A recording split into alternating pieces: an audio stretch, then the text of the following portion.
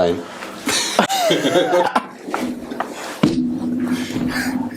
Welcome to the Peak Collective podcast with myself, Shane. Myself, Luca. Where we chat no BS and just fitness. Today, we are talking about fitness wearables. So why the glasses? Because they're a wearable you can use for fitness.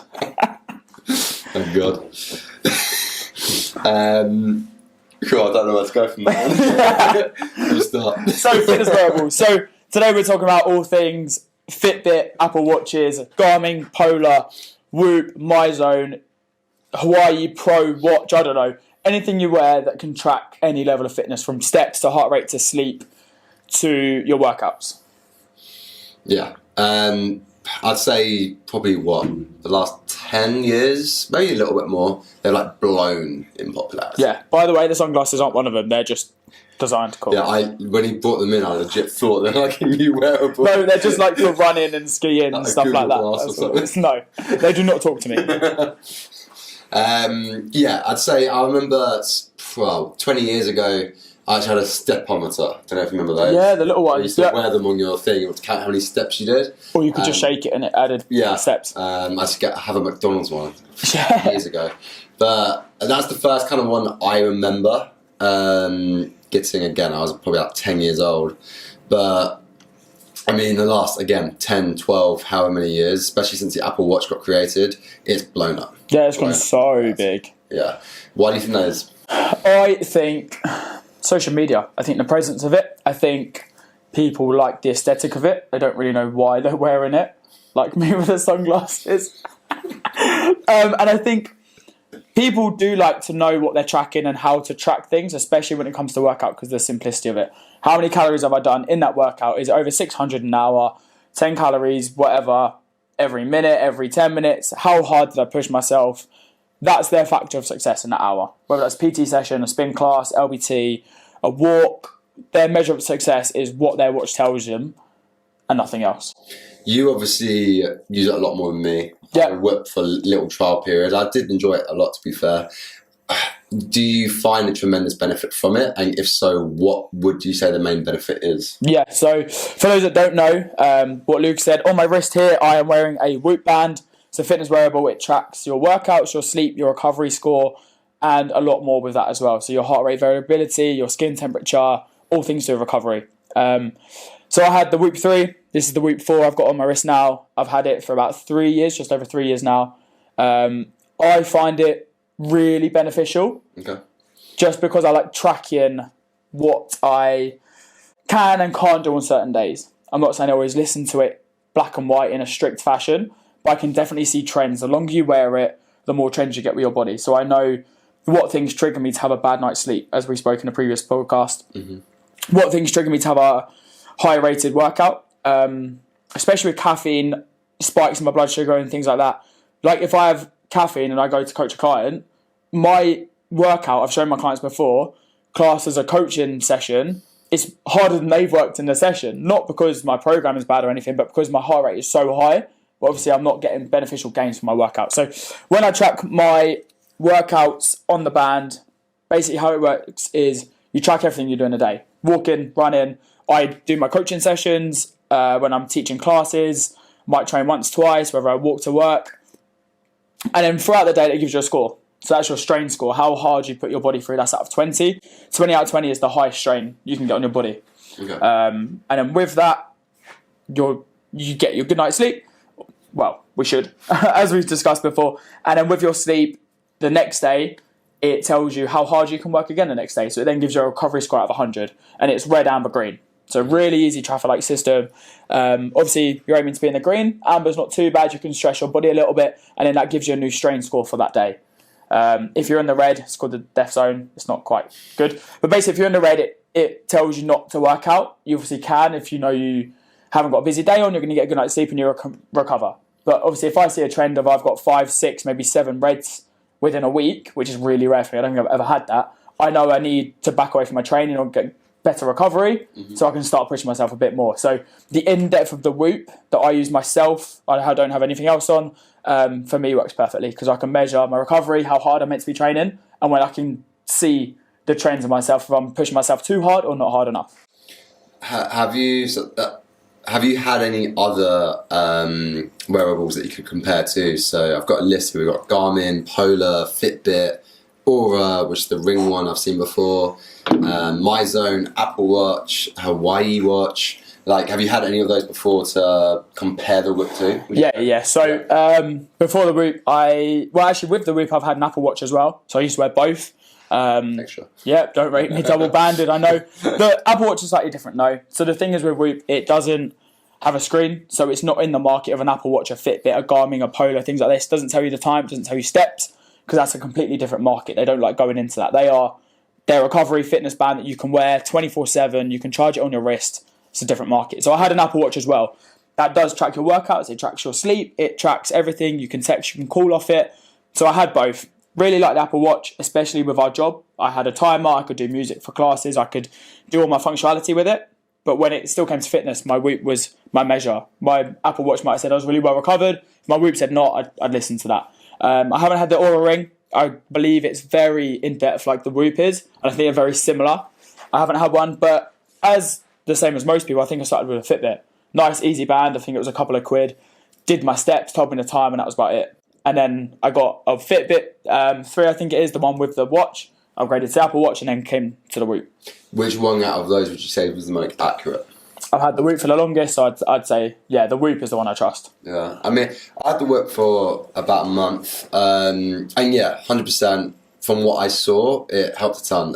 For me in particular, the main reason I got it was for recovery. Yeah. Because I wanted to see what my heart rate variability, what my recovery was like during my sleep, when I woke up, when to exercise, when not to exercise, and that did help. I started noticing trends, as you said, with caffeine intake. Like, oh damn, that's actually extending my heart rate when I don't want it to excel. All these things, right? Who would you say are the right market for the Whoop or fitness wearables in general? Fitness wearables in general. I think anyone can use them. Mm-hmm. I think you did your research. I did my research. Watch as many YouTube, TikTok, Google clips as you can on everyone you're thinking about buying. Like, I compared the Whoop and the Aura Ring for months. Yeah, they're the two most accurate from what I know. From what I understand, there are different types on both. Like, there are other fitness wristbands out there. There is another ring as well. Mm-hmm. I think it's called the Human Ring, something like Human King, something like that. It's another ring compared to the Aura. So there are other ones out there, but they're the two highest ones I know that are the most accurate at the moment. Cool. Just for recovery and in-depth workouts. But as a whole, if we're talking with the Polar, with the MyZones, the Apple Watch, the Fitbits, and even other models, you can just get us at Amazon just for steps and stuff. I think anyone can have them. I think if you are looking at the subscription ones, such as an Aura or a Whoop, I think you need to be serious with your training, your nutrition, your sleep. This is, again, what we said before in that 1% club. If you don't need it, it's not for you. And this is something I wanted to touch on. And it's nothing against any of the fitness wearables. I do think they have their place in terms of understanding recovery, calories, etc. From what I see in the gym scene, from what I've seen with a lot of adults that I know, is I think people rely on them too much, personally. Yeah. Again, very different from someone like yourself and myself that understands already their training, nutrition, all this kind of stuff. But I see it all the time on my Instagram stories or just people in general when I'm in conversation. Oh yeah, I burned 1,000 calories today whilst they're snuffing down a pizza. Right? And I think people rely on these and the information they get from this too much and are not actually putting the time and effort in the things, again, as we always say, that matter, right? Sleep, nutrition, exercise. Yeah. And I think if you've got these three hammered in, absolutely start looking at, what's your recovery? How many calories are you burning on an assault bike? All these types of things. Yeah. What I don't so much think people see with this, though, is they see, oh, I've burnt 1,000 calories today. I can go out for a few pints. Yeah. Oh, my recovery was really bad. I'm just not going to work out this week. Yeah. And I think what we've got to, again, look at, and this is something I noticed with it when I wore it, was the recovery aspects, right? So let's say you're the average mum, dad, whatever client that comes to the gym again twice a week. They always come Monday and Friday, let's say. What I don't want, and what I think a lot of people tend to do a lot of the time, is if their watch is telling them, red, do not train, but the only days they can go is Monday and Friday, personally, I think train. Get your damn ass in the gym. Yeah, because it's giving you an excuse not to train. When if they're the only 2 days a week that you can train, train. You're far better off than I've missed the whole week because my thing told me that I just had a really bad recovery, and and personally there was days where it told me my recovery was bad. And I felt absolutely I could have fine. a great session. Yeah. And there was other times where it said my recovery was okay, and I felt like crap. And I'm going to flip side this from the previous episode where the stress and recovery are, I'm going to miss all week of training because my watch has told me recovery is really bad. Get a good session and you fatigue your body, guarantee your sleep will be twice as bad. Yeah, I agree with that. And I think when we were talking about recovery and sleep in the prior episode, I think I look at it in the standpoint of how do I personally feel rather than... And then I learn from the watch with it as well, to be like, okay, I had a pint or I had whatever and I can see it, that's affected my recovery. At that same time, like, I would go by how I feel also. 100%. Because, again, there's times where I feel like my recovery should have been amazing. I have not trained and I've eaten really well and I wake up the next morning and I feel like crap. And there's other times where I've hammered myself. I've done like 2 sessions. Eating's been bad. Sleep's been bad. The next morning I feel great. Yeah. I personally would go by more how I feel and use the statistics from the watch to learn from, than to use that as a Bible and gospel of, okay, this has told me exactly. And I would again say, because I know with the Whoop in particular, it uses what's it used for the calorie count? The your heart rate, right? Yeah. So again, everyone's heart rate's different, right? I mean, you're an ex-athlete with rugby and then you're an athlete with CrossFit, so your heart rate could be a lot lower than mine. Yeah. It's just in normal, right? And so your heart rate is going to be less than a workout, so you're going to burn technically less calories than me during a session. But does that mean that you've burnt less calories? No. Who knows? Because it doesn't actually know exactly how many calories you're burning. And one thing with it as well, and this is with any fitness wearable, is your NEAT calories. So I'll tell people they need to up their NEAT calories, which are basically, without going too much science based into it, it's calories you do involuntary.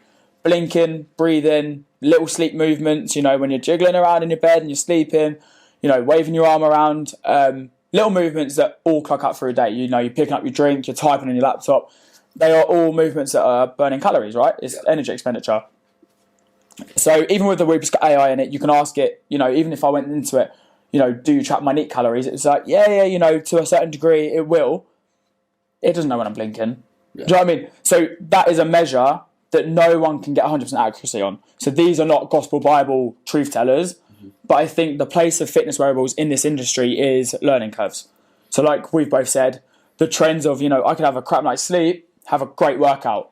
I couldn't do that 6 months in a row, every single night, because that trend will keep getting down. I'll start plateauing, I'll get injured, and my recovery will just be rock bottom. But in the time, if I feel good, I can do it. But I can learn from that and be like, cool, today I now need a better night's sleep. And if it's still getting red, my body is in a state of stress. Yeah, I agree. I think, like anything that is around fitness, wearables or whatever else you want to think of, use it as a tool to learn. Yeah. Rather than, again, like you said, gospel. Always learning. What's the statistic that you gave me earlier about how many fitness wearables got shipped? I think it was in 2020. Yeah, so in 2020, 445 million got shipped out. Cool. And to reference that, how many people in this world are obese? Obese in this world, there's over 1 billion currently that are diagnosed obese. Yeah. Which is crazy. Which is ridiculous. So it's not even anywhere near hitting the figure of obesity. No, and the main reason I want to point that out is we've seen this common trend with a lot of things, right? Yeah. I think gyms on the rise. How many gyms are there in a town now? It's ridiculous. Yeah. Just where we are in Hemel, there's like 5 or 6 gyms in one town. There's 445 or however many million fitness devices shipped in 2020. Yeah. Probably more now than 2024. We see social media. Fitness is on the rise all the time. Yet, obesity, illnesses... It's still on the rise. And the 4 horsemen, as Peter Attia called it, all on the rise. Yeah. And if not, worse now that fitness is more popular and fitness wearables are more popular. And it's a point that I want to hammer in, that just because you've got a fitness wearable and it's telling you, well done, you've done 10,000 steps a day, or well done, you've burnt X amount of calories today. Look at everything else in totality, right? Because it's all well and good if you're getting 10,000 steps a day. It's amazing. But if your nutrition, your sleep, and everything else is still not on point, but your watch is telling you well done, it still doesn't mean you're in a good place health-wise. And I see it all the damn time. Do you know how many times one of my clients or someone I'll train with, I've done it before, but like they'll make a joke, oh, the workout didn't count, I didn't start my watch. Yeah, all the time. Why is that the capacity for you to have a great success in your workout? All the time. And as you can probably tell, it's a classic watch. I'm just... again, it's a personal preference. I am just a more personal fan of just going by how I look and feel, right? We can go into it another time, but if you follow me on my business Instagram, Running Fitness, you've seen that I've done a cut recently. Again, all done just through understanding my macros, just by literally, I lost 8 kg in 12 weeks, right? And again, you know, don't expect to do that if it's your first time trying to lose weight. This is someone that understands nutrition, macros, whatever. But my point on this is I've done this through just understanding what my maintenance calories are. How do you do that without a fitness wearable? Just track your weight. Just see, okay, I'm 85 kg, currently in 2,800 calories. Okay, cool. If I do that for a week and I'm still maintaining that same weight, that's probably my maintenance calories on that weight. If I want to lose more weight, I'm going to decrease my calories, right? I did that through just simple nutrition. My protein was the same. I was having, still having like a few croissants a week. If it's going to be an ongoing gag that I love my croissants. My point with this is again, going back to what I said at the beginning, for me, it's not essential. I think it's actually better off for someone like yourself who's competing in CrossFit competition or competing in XYZ. If I was doing a nutrition coaching for an athlete, I'd probably want them to kind of wear this to understand where their fitness currently is 100%. And what we need to really hammer in with their recovery. Again, did the average client or the average person that comes to the gym that just wants to be generally fit, I personally think, and we can see that with the statistic, with 445 shipped, 1 billion people obese, put too much emphasis it's not a saving grace. on this, and not enough emphasis again on those 3 pillars.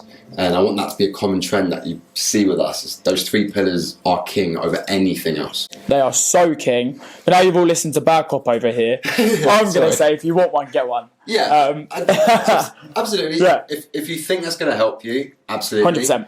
I would just say, just don't depend on it. No, that's my main point. As I stated before, I think the subscription ones that, you know, do take a lot of money and a lot of time to learn trends, and you have to wear them religiously. But I'd still go out and wear this. A lot of people are like, I'm not wearing that night out. Well, but I'm going to have a bad recovery tomorrow. I need it to tell me, you know, I learn from it. But like you said, I'm competitive. I played this through my rugby career. I'm wearing it now as I'm transitioning into CrossFit. I'm competing. I want to know when I can spike. But even like my clients, like I had a client recently who just had a basic Fitbit, tracking steps, few workouts, bought a brand new Polar, like as an upgrade. She was the happiest she's ever been. And now she's tracking everything. She's feeling good with it. And that is a good side of the fitness wearable. Because she is learning, she wanted to upgrade it, she wanted a better understanding of her workouts and how her body was moving with it. And I think you can learn from it, but it's not a Bible, like we did say. So I'm on the fence of, I think you should be wearing one if it's not going to break your bank and you are happy with nutrition, sleep, and your understanding. But obviously this client of mine has me as a coach. I'm not being big-headed. We're very good coaches and we will respect ourselves, so we can embed that in them, so we know how to tell them to wear their fitness wearable to get the good results from it. That's something I would say 100%. If you've got someone helping you understand what you're supposed to be tracking, 100%. Yeah. I don't know which fitness wearable I see a lot of these people wear in the gym. It's one that has like a red, amber, green like zone when you're training. My zones. So they're the belts you wear across your torso. And sorry, I'm back up in this episode, but those actually really annoy me. Can I tell you why? Go on. Okay, cool. So a lot of the people, I know where you're going with this as well. I think a lot of people, they see that they need to be in that red zone to be at like, I think it's over 90% capacity. 90. Mate, they're doing like bicep curls and then they're having to like do star jumps in between to keep their heart rate high. Yeah. Okay. Again, going into, we can actually do an episode one day about like fitness classes versus like actual training. But anyway, if I'm trying to build muscle, Yeah. okay, if I'm trying to build my biceps, 3 sets of 12, let's just say for an example, right? Why am I doing star jumps in between? The whole point of a rest in between strength training is to then give the stimulus for that muscle to grow. Yeah. And I see so many people in the gym on an everyday basis. I see their phone in that corner with that percentage mark where they're looking at that and they're like, oh my God, I've gone back down. I need to bring that back Do you up. want me to make this worse? Go on. At one of the gyms I'm a coach for, there's a fat TV that tells you everyone's linked to it and all their percentages are up. But there is a time and place for it. So I understand what you're saying. Yes, it is. It's CrossFit, it's High Rocks, it's a functional fitness gym. If you're typically strength training... this is the difference. I think you need to understand, one, why you've got it, because the people you're talking about, star jumps and bicep curls, apart from me, because I do weird shit, don't know what they're doing, right? Because you're trying to build muscle, but you're going into a high heart rate zone, which will burn your muscle. Unless you're an Olympian, unless you might be going into CrossFit or a hybrid athlete, or maybe even a High Rocks, where these fitness levels need to be matching your muscular endurance, fantastic. If you ever catch me doing bicep curls and star jumps, that is a shit superset. I'm sorry, like I don't know what that is. But if you're trying to build muscle, you need to understand you probably shouldn't be in a my zone. But if you are, you're using it to realise you're in a low heart rate zone, zone 2. And this is actually a good point for today's episode. Wow. With as my zone, right? Yeah. Use it for, again, the zones, right? Yeah. If I'm competing in a marathon or we're doing Spartan in a few weeks, and you want to keep your heart rate in a zone 2 heart rate, again, it's about understanding why and what you're doing with these fitness wearables. Do it, because I don't want my heart rate to go to zone 3, zone 4 too often if I'm doing a very long distance race. 100%. Versus if you're in a CrossFit competition and you need to be able to keep that capacity up with a very high zone. You might need to be in zone 4, zone 5, bring it straight back down and take it back up again. Keep that endurance. That's where it's usable. Yeah. But again, this is my point with the general pop. They don't understand what this means. They think my heart rate needs to be this because this means I will burn more calories. Yeah. For those that might have it, quick breakdown towards the end of this. Zone 1 is useless. It's basically restorative. It's like a warm-up. Yeah. Probably be in zone 1. Zone 2 is cliched and, put into the topic of fat burning zone. We're not going to science-based because there's arguments for and against that, but that's the fat burning zone. So your heart rate is steady state. It's also known as LISS, light intense steady state cardio, where it burns through your fat for energy, retains your muscle mass. That's your zone 2. Zone 3 is like a hybrid model, kind of pointless, no really real place for it. Zone 4 is your high intense. HIIT, cardio training, Joe Wicks, you're all used to it. High intensity training. Spiked heart rate. Yeah. Shout out Joe Wicks. If you ever listen to this, here you go. I've got 2 of your books. So that's zone 4. And then zone 5 is like your peak. That is 90 to 100% your heart rate.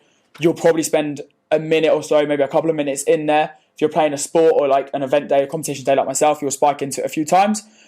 You're not going to stay in that for a very long period of time.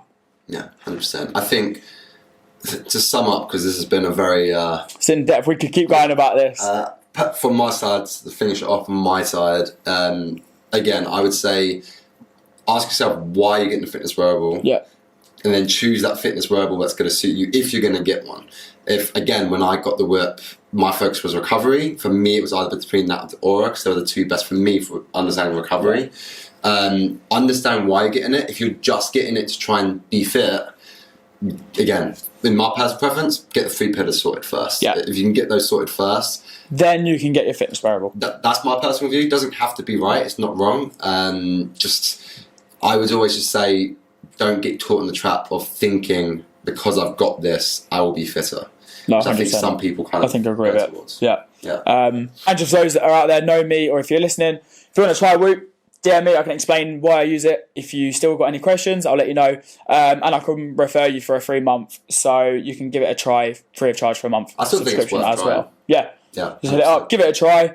If you message me and say you just started the gym, I'm not going to give you the referral code. But if you know what you're doing, you've got the 3 pillars sorted, hit me up and we'll sort you out. All right. Cheers, Thank you very much.